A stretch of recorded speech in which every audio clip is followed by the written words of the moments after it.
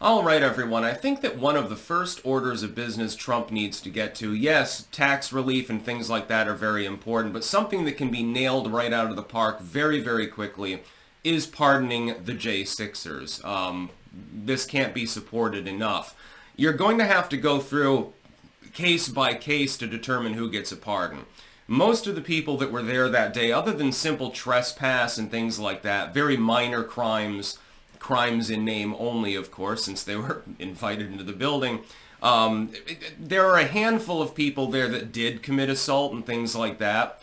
Probably they don't get a pardon, but like 90% of them should be pardoned on day one. I think that Trump should be inaugurated and immediately go sign a piece of paper. What I would encourage Trump's transition team to do is sort of go through literally now before he actually takes office, because of course that's not until the middle of January. My birthday, by the way. That would be a really good birthday gift, Donald. Please, give it to me. That would be wonderful. Go through line by line, look at the people, look at what the charges are, and if it's anything simple trespass, vandalism, disorderly conduct, minor things like that people are being held for literally now years at a time, they should immediately be pardoned. They should immediately be released, and they'll all accept the pardon, by the way. I think that this would be a huge optical victory for Donald Trump, because it's quite clear that the people that were in the Capitol that day did not attempt to stage an insurrection. There were a handful of people there, some of them probably feds that should be in a goddamn jail cell, that raised trouble, bashing a cop in the face with a baseball bat, that sort of thing. If you pardon them, then there's going to be a little bit of an optical problem. But if you go through and tell the public exactly what these people were charged with, and you show them, look, most of these people, all they did was walk into a fucking building. Most of them did absolutely nothing. Some of these people, they were basically taking a U.S. Capitol tour, which you can do. I mean, members of the public can actually tour the Capitol. They were just doing it on off hours, and that's basically the only problem. If you show the American people that the majority of the people that were labeled insurrectionists, the majority of the people that supposedly were part of an army of shock troops that you intended to use to overrun the U.S. Capitol and restore your power in a coup, if you show the American people that that's not actually the case, which it isn't, then optically speaking, I think it's a huge political victory, not just for Donald Trump, but for, the entire populist movement. The fact is that there was no insurrection that day. People got pissed.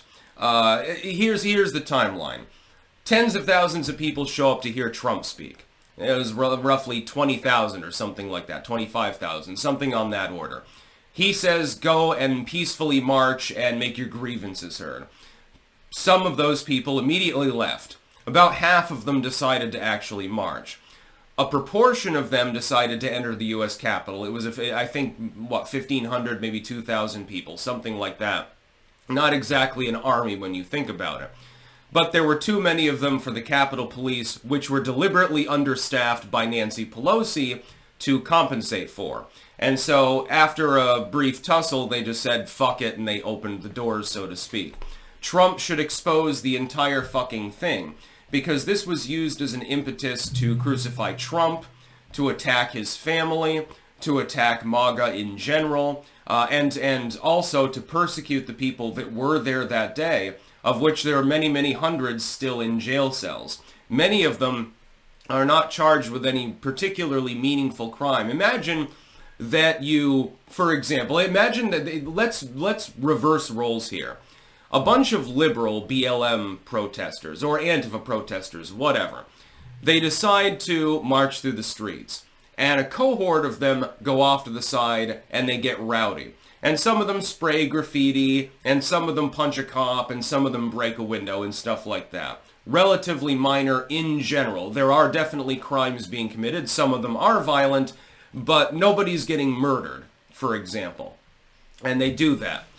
And the police haul them all in, and they put him in a jail cell for several years at a time, awaiting trial. In some cases, these people are literally being held in solitary for an extended period of time and still are inexplicably. If it's a person who attempted to kill a cop with a broadsword or something, they probably don't get a pardon. If the person has spray-painted graffiti, okay, you've already served your time. You get a fine or something before you leave. You pay the court costs, I guess, maybe, and then you're free to go, so to speak. And the record is then expunged, hopefully, afterwards, because they were literally sort of just there. I mean, there were people that were arrested at the Capitol, and they're still being held, and their only crime was physically being there. In some cases, they didn't even need to enter the fucking building, and they still got fucked in the ass. Alex Jones got deplatformed after saying to people not to go into the Capitol building. That was inexplicable too.